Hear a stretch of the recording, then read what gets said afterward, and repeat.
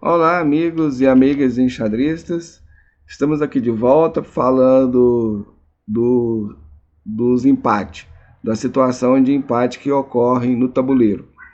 Então, nós já falamos sobre insuficiência de material e hoje nós vamos falar sobre o cheque perpétuo. Se der para falar mais alguma coisa, a gente fala também sobre o empate por afogamento. Vamos ver se vai ser possível. Muito bem, vamos lá. E o que é o cheque perpétuo? O cheque perpétuo é aquela situação em que o rei não consegue sair do cheque. Ele não consegue fugir do cheque. Então vai ter infinitos cheques. Tem essa posição aí no tabuleiro. As brancas jogam. O que vocês fariam? Quiserem dar uma pausa logo no início do vídeo aí e pensar um pouquinho a respeito, façam isso. Bem, então, retornando aqui, veja bem, as negras estão com uma dama e uma torre. Então, elas estão em superioridade de material, estão com uma vantagem decisiva. Em termos de peões, é a mesma quantidade de peões para ambos os lados. Cada lado tem 3 peões. Nesse sentido, estaria igualada. Mas obviamente que as partidas de xadrez contam com muito mais peças, considerando o conjunto, as negras estão em uma vantagem muito grande, que tem uma torre de vantagem em cima das brancas. E elas já estão numa posição para dar checkmate. Então, se as brancas fizerem um movimento errado, a dama vem aqui e mate. Então, a posição branca é crítica. Um erro e perderam a partida. Aí o que eles podem fazer? Vendo a posição aqui, ela dá cheque no rei.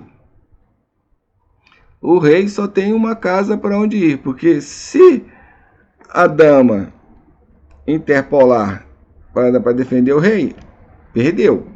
E aí a dama é capturada, e aí quem está em vantagem vai ser as brancas. E as brancas é que passam a ter a vantagem decisiva, porque é uma dama contra torre. Aí a dama vence. Então não dá para defender o rei dessa forma. A única defesa que tem aqui é mover o rei para a coluna H7. As brancas vêm e dão cheque. Aqui existe duas possibilidades. Ou ele retorna para G8, que nós vamos retornar com o cheque aqui, ou ele defende com o peão. Qualquer uma dessas duas situações não vai ter como sair dela. Então ele retorna aqui, cheque novamente. Aqui, ó, essa posição já é a segunda vez que ocorre. Então, se ela ocorrer mais uma vez, vai ser empate. Pela regra das 3 repetições, que nós vamos ainda falar sobre ela. Mais na frente nós vamos explicar melhor para vocês poderem entender. Então, o rei retorna. Aí a dama cheque novamente. Então, esta posição aqui também, esta configuração, já é a segunda vez que ocorre. Se ela voltar a ocorrer mais uma vez, é empate. Então as negras, para fugir desse empate, eles avançam o peão, porque a configuração do tabuleiro vai mudar totalmente. Aqui as brancas vêm e dão cheque. Reiniciou uma nova configuração novamente. E aqui não tem mais para onde as negras irem. Se ela vier para cá, as brancas dão cheque. Se ela vier para cá, a branca dá cheque. Aí vai ocorrer a repetição 3 vezes. Que não tem como. Essa aqui, ó, já é a segunda vez que ocorre. O rei retorna, as brancas retornam, cheque. O rei volta, as brancas voltam. Aí vai ficar esse cheque aqui indefinidamente. Então é o cheque perpétuo. Não tem como o rei negro sair desse cheque. Não tem jeito. É o cheque perpétuo. Ou seja, vai ficar infinitamente dando cheque. Portanto, é uma posição de empate. Foi dado empate aqui por cheque perpétuo. Ok? Vejamos mais este exemplo de cheque perpétuo. As negras terminaram só com o cavalo, enquanto as brancas estão com 2 peões e um bispo.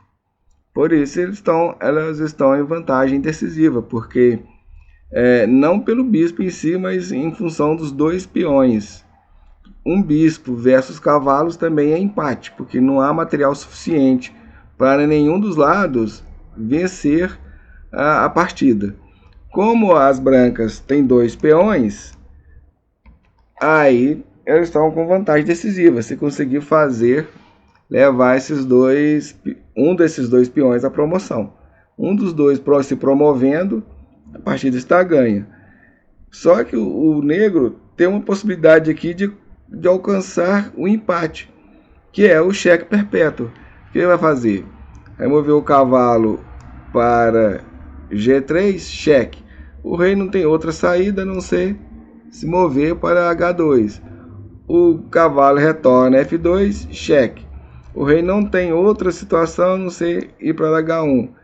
E assim vai ficar repetindo indefinidamente essa posição. Então vai ocorrer o empate por repetição de 3 vezes. E se não ocorresse esse empate, seria um cheque perpétuo, porque o rei não tem como fugir desse cheque. Aí o cavalo retorna aqui, cheque, e vai ficar isso. Não tem como o rei sair dessa situação. Então esse aí é um cheque perpétuo. Ou seja, não tem como o rei fugir desse cheque. Muito fácil e muito simples o cheque perpétuo, não é? Então, numa posição que vocês podem perder, vocês veem se existe essa possibilidade de dar infinitos cheques no rei. Se houver, é empate. Vocês alcançaram um empate que é uma vitória. Para quem, por exemplo, para as negras aqui, é uma vitória, porque ela poderia vir a perder a partida, perder totalmente. Ao invés disso, conseguiu empatar a partida. Cada um ganhou meio ponto. Ficou 0-0, como se dizer. Ou 1-1, né? Como queiro. Bom, o cheque perpétuo é isto. E como o vídeo vai ficar muito curtinho, e o outro exemplo também é muito simples, vamos fazer nesse vídeo os 2 empates. Nós vimos o cheque perpétuo, e agora nós vamos ver o terceiro tipo de empate, que é o empate por afogamento, que também é muito simples de ser entendido. Nós temos essa posição aqui. Qual lance vocês fariam? Se quiser fazer uma pausa no vídeo e dar uma pensada aí, podem fazer isto. Muito bem. Aqui, as brancas já estão ganhas. Estão ganhas, porque ela tem, tá? O seu rei está apoiado pela dama. Então é vitória. O checkmate é possível. Não tem como o rei preto, o rei negro, fugir dessa situação. Com certeza é vitória das brancas. Só que, nesse tipo de situação, os principiantes é comum cometerem muito erro. Ou seja, perder a partida quando ela já está ganha. A vitória já está pronta. Aí a pessoa às vezes fica empolgada, fica ansiosa, aí faz o movimento errado. Porque nessa posição aqui, o movimento é das brancas. Se as brancas não souber jogar, elas perdem. Porque a jogada correta aqui, para dar o checkmate, é essa aqui. Moveu para cá, checkmate. Acabou o jogo. Só que se mover para qualquer outra casa, nessa diagonal aqui, aí você empata o jogo. Por quê? Digamos que você movimenta para cá. Você, eu vou aproximar a minha dama para dar o checkmate. Moveu aqui, empate.